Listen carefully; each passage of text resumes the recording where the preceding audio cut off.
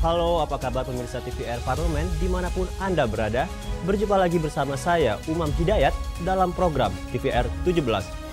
Tepat pukul 17 waktu Indonesia Barat, kami hadirkan kepada Anda sejumlah informasi paling baru dan paling menarik seputar kinerja dan kegiatan DPR RI yang telah disajikan oleh redaksi TVR Parlemen. Ya pemirsa, inilah TVR 17 edisi Rabu 26 Oktober 2022 selengkapnya.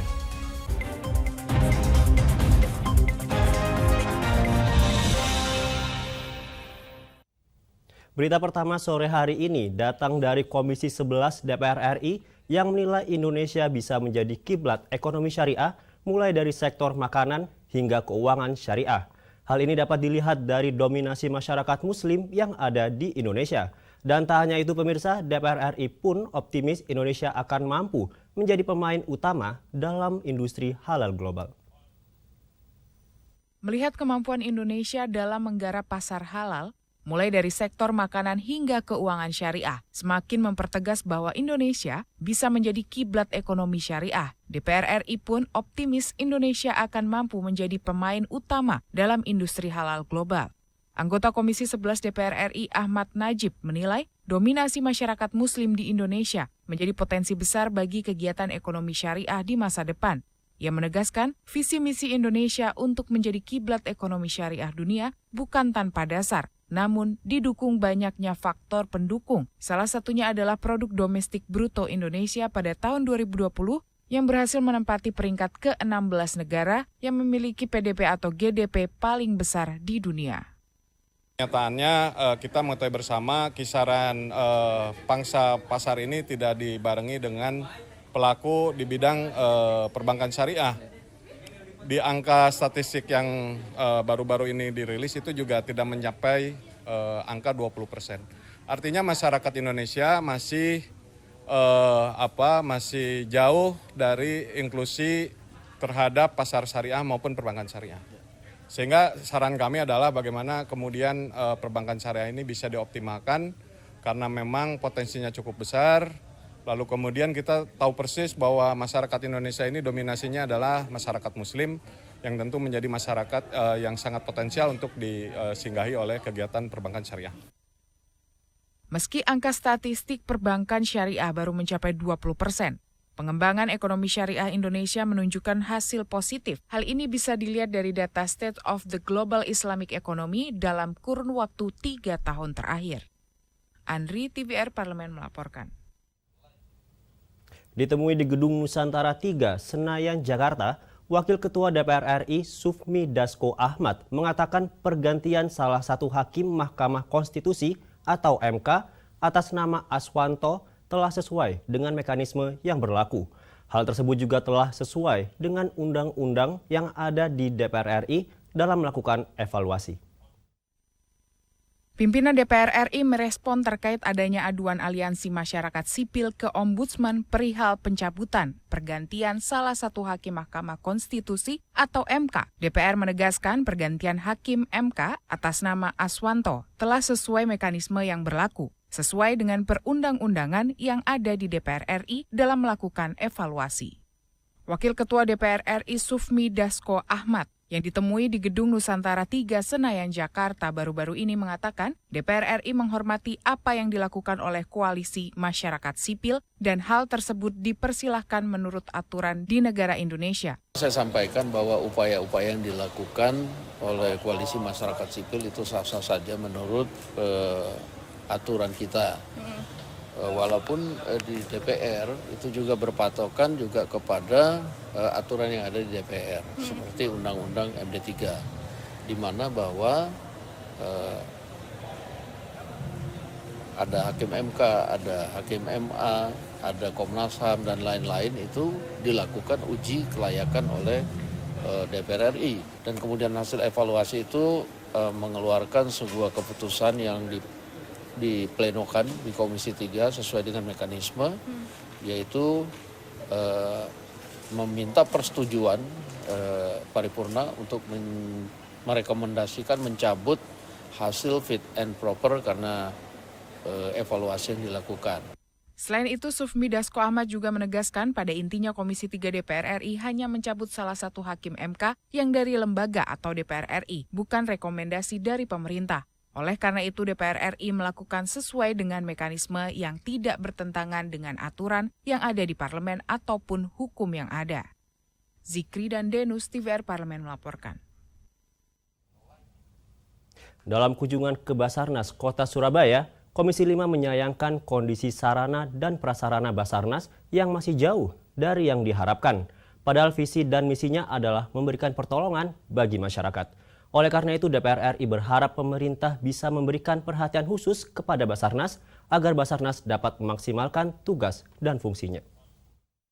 Komisi 5 DPR RI menyayangkan peralatan Basarnas masih jauh dari apa yang diharapkan. Padahal tugas Basarnas menyangkut keselamatan jiwa masyarakat. Maka dari itu hal tersebut harus menjadi perhatian dan dipersiapkan dengan sebaik-baiknya.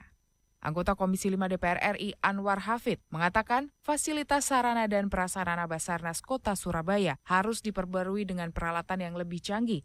Karena melihat kondisi peralatan yang ada dari kualitas maupun kuantitas masih jauh dari apa yang diharapkan. Untuk itu Komisi 5 DPR RI mendorong pengalokasian anggaran untuk peralatan Basarnas supaya dalam menolong masyarakat bisa jauh lebih baik lagi. Seharusnya pemerintah bisa mempersiapkan Basarnas menjadi badan yang siap melaksanakan visi dan misinya dalam memberikan pertolongan bagi masyarakat saat terjadi bencana alam dan lain sebagainya. Pertolongan pertama kepada masyarakat. Nah, tentu dalam mempersiapkan ini pemerintah harus benar-benar siap. Melihat kondisi yang tadi kita saksikan, saya kira pemerintah perlu memberikan perhatian khusus untuk lebih menyiapkan secara maksimal segala peralatan yang dibutuhkan dalam rangka pelaksanaan kegiatan Basarnas tersebut. Peralatan yang ada saja, baik dari sisi kualitas maupun kuantitasnya, sebetulnya belum sesuai dengan harapan kita inginkan. Nah, kita berharap ke depan karena ini adalah bagian dari keselamatan jiwa rakyat kita, maka itu harus dipersiapkan sebaik-baiknya, baik dari sisi personil, peralatan yang kalau perlu yang sangat canggih sehingga setiap ada bencana yang turun, maka pergerakan tim ini benar-benar cepat, terukur dan bisa dilakukan dalam kondisi apapun. DPR RI berharap pemerintah bisa memberikan perhatian khusus kepada Basarnas untuk lebih menyiapkan peralatan yang dibutuhkan secara maksimal dalam rangka memaksimalkan tugas dan fungsinya. Dari Jawa Timur, Andri, TVR Parlemen melaporkan. DPR RI mengimbau pemerintah terus menjalankan dan menyalurkan program perlindungan sosial bagi kelompok masyarakat miskin serta penguatan permodalan bagi pelaku UMKM sebagai upaya antisipasi dampak resesi. Informasinya sesaat lagi usai jeda berikut ini. Untuk itu, tetaplah di TVR 17.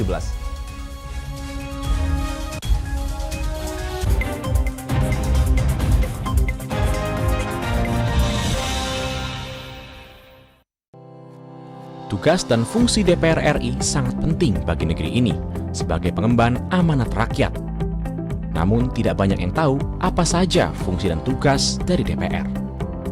DPR mempunyai 3 fungsi pokok, yaitu legislasi, anggaran, dan pengawasan. Ketiga fungsi tersebut harus dilaksanakan dalam kerangka fungsi representasi yang mengedepankan kepentingan rakyat berdasarkan aspirasi masyarakat dan untuk kesejahteraan rakyat.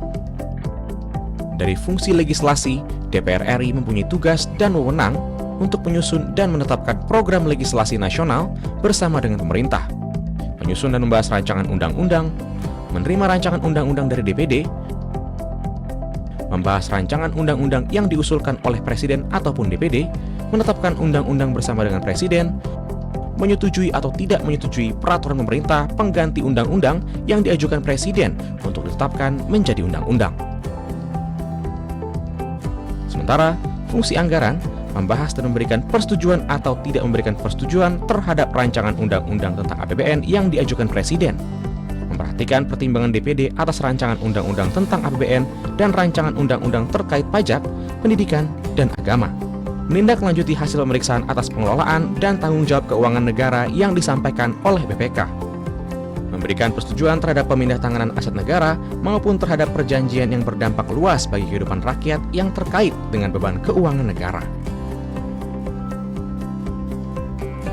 Dan fungsi pengawasan melakukan pengawasan terhadap pelaksanaan undang-undang, APBN, dan kebijakan pemerintah, membahas dan menindaklanjuti hasil pengawasan yang disampaikan oleh DPD terkait pelaksanaan undang-undang mengenai otonomi daerah, pembentukan, pemekaran, dan penggabungan daerah, pengelolaan sumber daya alam dan sumber daya ekonomi lainnya, pelaksanaan APBN, pajak, pendidikan, dan agama.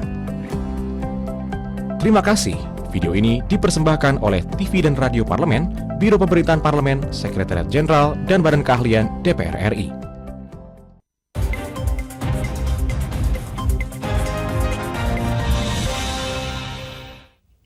Kembali di TVR 17, resesi ekonomi global tahun 2023 akan mengancam ekonomi Indonesia karena dapat menggerus ekspor, mengikis harga komoditas, dan juga memicu defisit neraca perdagangan. Meski begitu, secara umum, ekonomi Indonesia masih bisa bertahan di tengah resesi global tahun depan dikarenakan kekuatan ekonomi domestik Indonesia masih dianggap kuat. Oleh sebab itu, pemerintah diminta mengucurkan bantuan sosial kepada masyarakat rentan demi meredam efek rambatan resesi global. Untuk lebih lengkapnya, mari kita saksikan laporan mendalam yang telah dirangkum oleh tim redaksi TVR Parlemen dalam segmen editorial Parlemen berikut ini.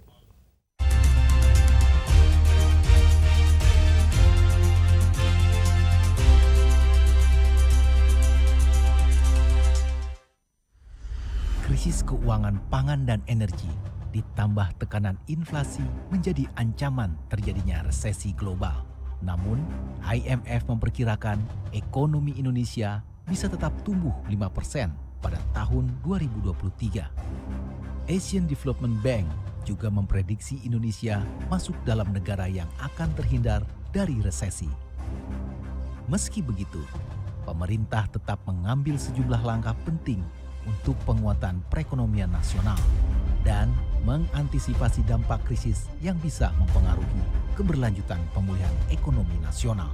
Anggota Komisi 11 DPR RI, Anies Biarwati mengatakan, ketidaktergantungan Indonesia terhadap ekspor sebagai sumber pendapatan negara membuat Indonesia bisa mengendalikan perekonomian nasional. Meski begitu, Anies mengingatkan tingginya harga bahan pangan dan harga energi di dalam negeri yang tidak disertai peningkatan pendapatan masyarakat perlu menjadi perhatian pemerintah. Bagaimana pemerintah tuh memudahkan masyarakat kecil itu mendapatkan kredit usaha. Ya memang ada KUR, ada yang lain, tetapi banyak keluhan bahwa mereka sulit untuk mendapatkan itu, tidak semua masyarakat bisa mendapatkan. Termasuk juga bantuan sosial, itu tidak semua masyarakat tuh dapat ya. Ada bantalan sosial tapi kan sementara. Ya artinya setelah 3 bulan terus apa yang mau diberikan? Jangan menaikkan harga barang-barang. Gas sekarang mau yang melon mau yang tinggi itu udah naiknya udah luar biasa gitu. Jadi bantalan sosial dikasih tapi harganya naik gitu. Jadi nggak nutup gitu ya untuk masyarakat. Daya beli masyarakat bagaimana? Menjaga di masyarakat ini menjadi kunci pemerintah bisa menggairahkan ekonomi ya, menggairahkan industri, kemudian investasi gitu. Ketua Komisi 8 DPR RI Ashabul Kahfi meminta pemerintah memprioritaskan kelompok masyarakat rentan dan sektor UMKM untuk mendapatkan bantuan sosial. Meski begitu, Ashabul mengimbau bantuan sosial yang diberikan pemerintah harus yang produktif, bukan konsumtif. Sehingga mendorong masyarakat meningkatkan kegiatan perekonomian sekaligus menjaga daya beli guna menjaga perekonomian tetap tumbuh. Tetapi yang penting juga digarisbawahi bahwa segala bentuk bantuan negara kepada warga ini diharapkan nanti sewaktu mereka bisa berdaya, bisa mandiri. Jadi bantuan pemerintah ini kepada orang tidak mampu, kepada orang miskin kan tujuannya bukan untuk memelihara kemiskinan. Karena kalau sifatnya konsumtif ya kita memelihara orang miskin terus saja itu. Sama dengan memelihara kemiskinan kan. Sementara itu, anggota Komisi 11 DPR RI Charles Mekiansyah mengatakan, sebagai pemegang presidensi G20 tahun ini, pemerintah Indonesia perlu mendorong kolaborasi semua pihak dalam mengatasi kondisi ekonomi dan keuangan global saat ini. G20 harus mampu menetapkan arah strategis dan solusi atas berbagai tantangan global, termasuk menjamin akses dan ketersediaan pangan dan energi global untuk mencapai pembangunan berkelanjutan. Pertemuan G20 ini menjadikan sebuah indikator penting agar ekonomi dunia, ekonomi global akan tumbuh jauh lebih baik. Jadi kita melihat momentum G20, momentum pertemuan pimpinan pada November 2022 nanti menjadi hal yang sangat strategis, menjadi hal yang sangat vital untuk Indonesia maupun domestik, maupun regional, maupun dunia secara keseluruhan menjadi jauh lebih baik lagi, sehingga ada perkembangan ekonomi yang jauh lebih berkembang dibandingkan dengan prediksi-prediksi yang sekarang ada. DPR RI mengimbau pemerintah menjalankan APBN tahun 2023 secara efektif, efisien, ekonomis, dan bertanggung jawab dalam menjawab berbagai tantangan demi kesejahteraan dan kemakmuran rakyat. Untuk itu, dibutuhkan mitigasi dalam mendesain APBN 2023 yang lebih kredibel. DPR RI juga mendorong kebijakan fiskal tahun 2023 dijalankan dengan menggunakan seluruh sumber daya untuk mengakselerasi agenda reformasi struktural pasca pandemi dan penguatan sisi suplai untuk meningkatkan produktivitas. Tim Liputan TVR Parlemen melaporkan.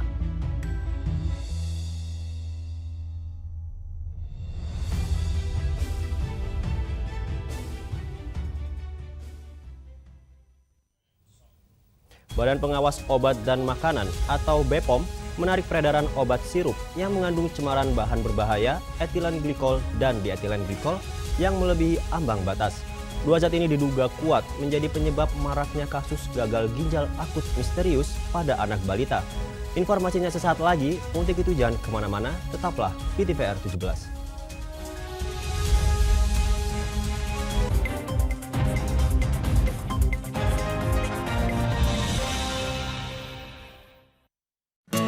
Indonesia siap memasuki tatanan hidup baru di tengah pandemi corona. Apa kita sudah paham persiapan dan protokol kesehatan yang harus dilakukan di lingkungan kerja? Pastikan kondisi tubuh sehat saat berangkat ke kantor. Gunakan masker. Membawa perlengkapan makan sendiri. Sediakan hand sanitizer dan selalu mencuci tangan. Saat akan melakukan ibadah, ingatlah untuk saling menjaga jarak aman dan membawa perlengkapan ibadah sendiri.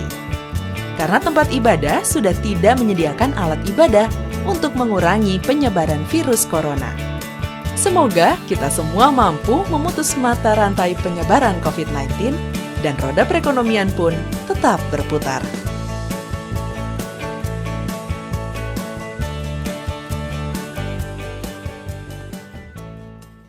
Utang-utang dulu saya. Mereka yang tidak cukup paham teredukasi bagaimana menyuarakan aspirasi demi memperoleh jawaban. Sini ditambang untuk seperti itu, warga sini tidak mengizinkan. Sebab apa itu menyangkut isi perut kami semua. Hadir menelisik mulai dari hulu ke hilir. Mengapa? Nah, kalau kita telusuri kenapa banjir ini hampir setiap terjadi. Hingga menemukan apa yang belum terkuak secara nyata. Kan kabeh niku sedulur, Pak. Nek kula ngrencangi mriki, mesti mriki gelo, nek kula ngrencangi mriki sing mriki gelo. Nggih kedah adil wae, Pak, tengah-tengah. Menghadirkan peran anggota DPR RI demi mendapatkan solusi. Saksikan Suara Dapil, Senin sampai Jumat pukul 10 waktu Indonesia Barat, hanya di TVR Parlemen.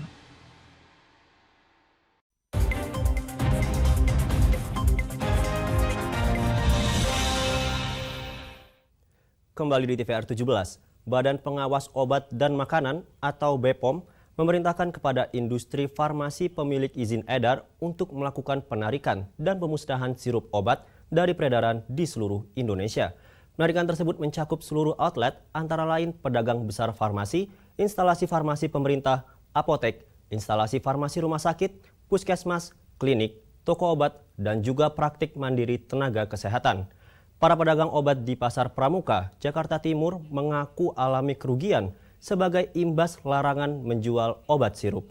Para pedagang maupun konsumen meminta kejelasan kepada pemerintah agar satu suara dalam memberikan pernyataan sehingga tidak membuat bingung pedagang dan juga masyarakat.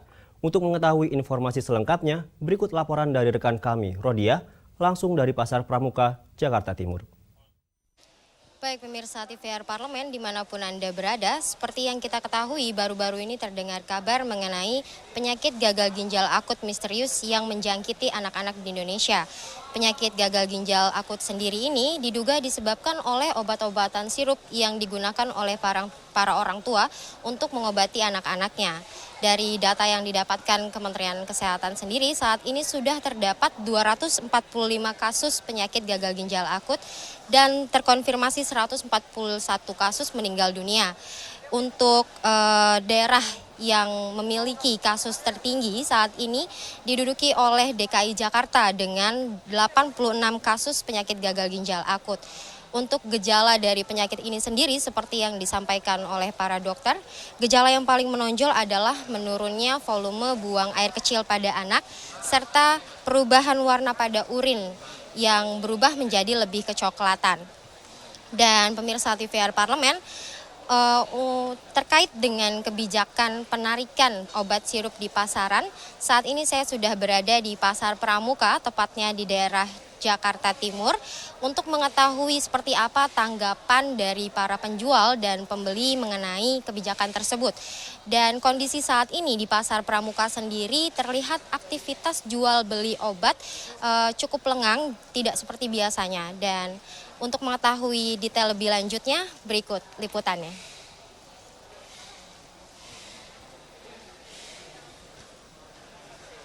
Terkait kemarin ada berita penarikan dari Badan POM, ya kami pada prinsipnya mendukung pihak pemerintah bahwa itu adalah hal yang paling terbaik yang akan dilakukan pemerintah. Cuma kita juga masih ada bingung kenapa statement antara Menteri Kesehatan dan Badan POM itu berbeda. Padahal itu di satu naungan di bawah kepemimpinan Pak Jokowi gitu. Nah, apakah tidak ada sinergi antara dua pemerintah ini gitu loh. Jadi kami juga minta ke Pak Jokowi untuk segera merilislah bahwa cukup satu pintu saja untuk menjelaskan ke masyarakat supaya kami pedagang, masyarakat terutama orang tua tidak bingung referensi mana yang harus mereka pakai gitu loh. Kalau di kami pedagang, semenjak adanya statement dari Kementerian Kesehatan, itu hampir 99% penjualan sirup, seluruh sirup itu menurun. Kenapa? Konsumen maupun pelanggan kami itu membatalkan semua order-order yang sudah mereka pesan. Nah, kemudian ada statement dari Badan POM, hanya 5. Mulai itu bergerak lagi penjualan kita, walaupun meningkatnya nggak terlalu signifikan, bahwa peningkatan paling 10 sampai dengan 20%. Tiba-tiba nggak dengar lagi ada 102 dari Kementerian Kesehatan, anjlok lagi gitu loh. Nah, sampai hari ini itu anjlok penjualan kami gitu. Karena belum ada kejelasan dari Kementerian Kesehatan sirup-sirup yang mana yang memang tidak boleh diperjualbelikan. Gitu, Mbak. Untuk pemerintah kami minta jika membuat statement cukup satu untuk saudara-saudara kami yang ada di DPR terutama Komisi 9, kami meminta untuk memanggil Kementerian Kesehatan dan Badan POM untuk memberikan penjelasan ke masyarakat itu agar cukup satu pintu supaya kami masyarakat tidak bingung dan harus alternatif apa jika obat itu tidak boleh, harus kemana kami harus membelinya lagi dan obat-obatnya apa penggantinya. Jadi kami mohon juga ke saudara-saudara kami yang ada di Komisi 9 untuk memanggil pemerintah. Saya rasa cukup itu. Pemberitaan yang saat ini terkait obat sirup, apalagi obat sirup ini banyak untuk anak-anak ya, memang cukup mengkhawatirkan. Tapi saya sih kalau sudah keluar dari hasil BPOM-nya, saya percaya mungkin itu yang terbaik. Jadinya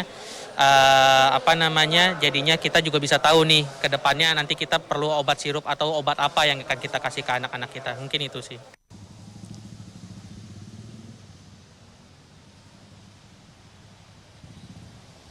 Baik, pemirsa TVR Parlemen, itu tadi tanggapan dari penjual serta pembeli terkait dengan kebijakan penarikan obat sirup di pasaran. Dan dari penjual sendiri, mereka menyampaikan, mereka mempertanyakan sinergi dari BPOM dan juga Kemenkes terkait dengan pengumuman obat-obatan sirup yang dilarang. Dan mereka berharap Pak Jokowi segera memberikan keputusan terkait dengan pengumuman dari obat-obatan sirup ini agar dilakukan dengan satu pintu saja. Kemudian penjual juga tadi menyampaikan terkait dengan penjualan obat-obatan sirup yang mereka jual mengalami penurunan akibat dari pengumuman ini. Dan mereka menyebutkan omset dari penjualan obat-obatan ini menurun 50% hingga 70%. Dan hingga saat ini penjual juga masih menjual beberapa obat-obatan sirup di luar dari obat-obatan yang dilarang oleh BPOM sendiri. Kemudian tanggapan dari pembeli yang merupakan pelaku yang mengkonsumsi obat ini mengatakan bahwa mereka cukup khawatir dengan berita terkait obat-obatan sirup yang menyebabkan penyakit gagal ginjal pada anak ini. Sehingga mereka berharap pemerintah segera memberikan kepastian mengenai obat-obatan sirup yang dapat dikonsumsi oleh masyarakat agar masyarakat dapat tenang ketika anaknya sedang sakit. Dan pemirsa TVR Parlemen, saya Rodiah mengabarkan untuk TVR Parlemen. Selanjutnya pemirsa, apa saja yang menjadi topik perbincangan di media online pada hari ini? Usai jeda, tetaplah di TVR 17.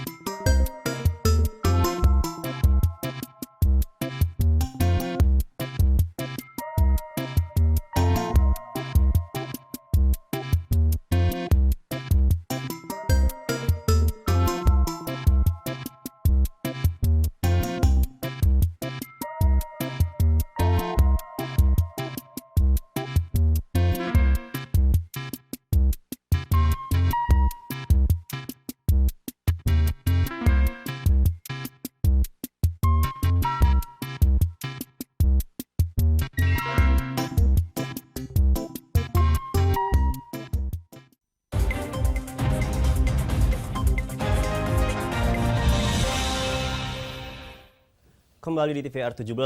Pemirsa TVR Parlemen, kali ini kita masuk ke segmen media nasional. Mari kita simak isu apa saja yang menjadi sorotan media serta tanggapan dari sejumlah anggota Dewan. Bersama rekan kami, Subki Abdul.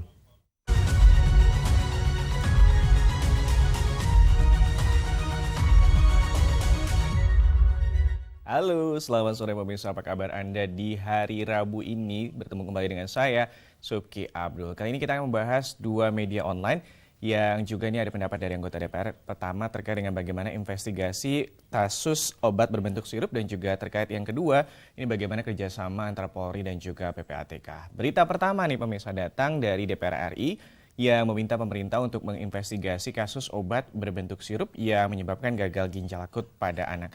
Ini bisa Anda saksikan di layar kaca televisi Anda nih dari kompas.com, suara.com. Ini obat sirup di Indonesia.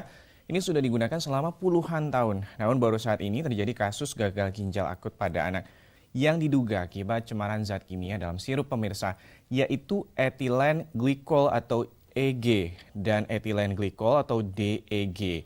Dan zat-zat tersebut ini sebenarnya tidak berbahaya nih bagi tubuh kita selama masih dalam batas wajar yang aman. Nah, salah satu penyebab maraknya kasus gagal ginjal akut ini pemirsa yaitu dugaan industri farmasi yang mengganti bahan baku mereka. sehingga obat sirup yang tadinya menggunakan bahan pelarut tertentu diganti dengan zat pelarut lainnya hingga menyebabkan cemaran yang mematikan. Pendapat disampaikan anggota Komisi 9 DPR RI Charles Honoris yang mengatakan bahwa pemerintah ini sebenarnya bisa dengan mudah mengetahui dengan hal tersebut, yaitu dengan koordinasi antara Kementerian Kesehatan dan juga pihak Bea Cukai serta Kementerian Keuangan serta Kementerian Perdagangan. Charles menilai pemerintah seharusnya bisa melakukan koordinasi lintas lembaga, misalnya Kemenkes dengan Kemendak dan juga Bea Cukai. Ketiga instansi tersebut pemirsa ini bisa memeriksa apakah dalam beberapa bulan ada perubahan impor yang dilakukan perusahaan farmasi dari produsen lain di luar negeri. Charles juga memastikan DPR tetap menjalankan fungsi pengawasan, yaitu Komisi 3 mengawasi Polri yang akan menyelidiki kasus ini. Sementara Komisi 9 dengan Kementerian Kesehatan dan juga Komisi 11 dengan Bea Cukai.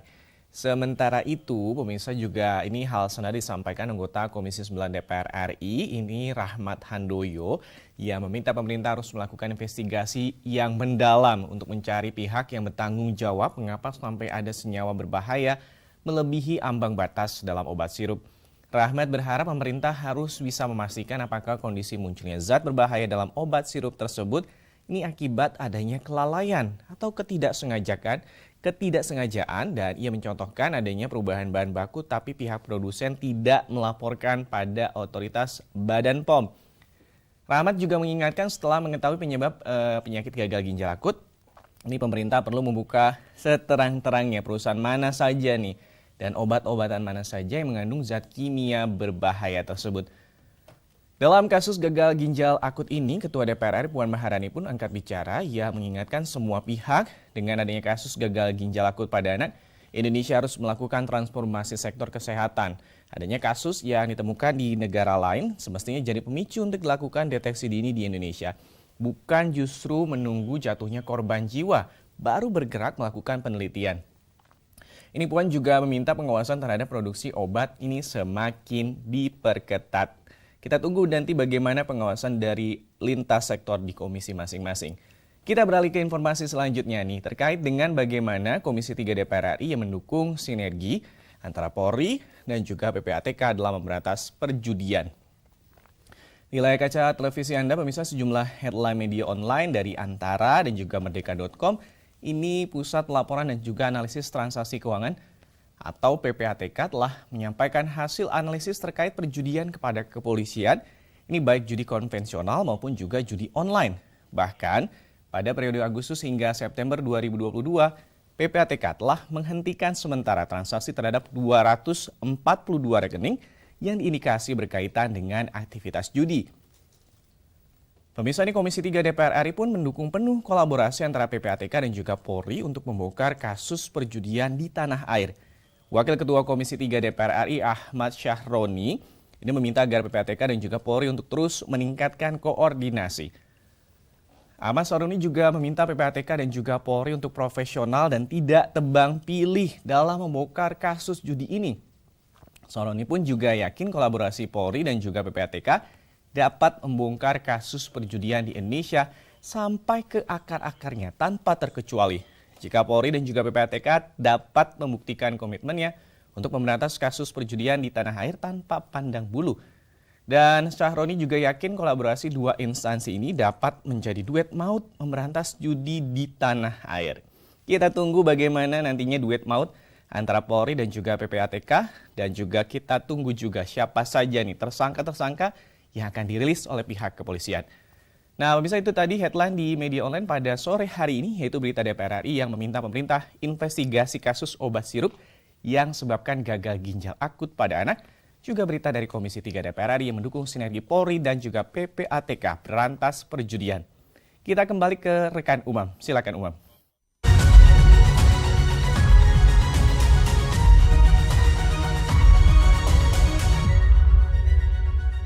Terima kasih rekan Uki yang telah menyampaikan sejumlah sorotan dari media online nasional pada hari ini. Pemirsa TVR Parlemen, segmen media online tadi sekaligus menutup program TVR 17 edisi sore hari ini. Dan jangan lupa kembali kami ingatkan, virus COVID-19 masih ada. Untuk itu terus taati protokol kesehatan dimanapun Anda berada. Saya Umam Hidayat beserta seluruh kru TVR Parlemen yang bertugas mengucapkan terima kasih dan undur diri dari hadapan Anda. TVR Parlemen, Referensi Indonesia.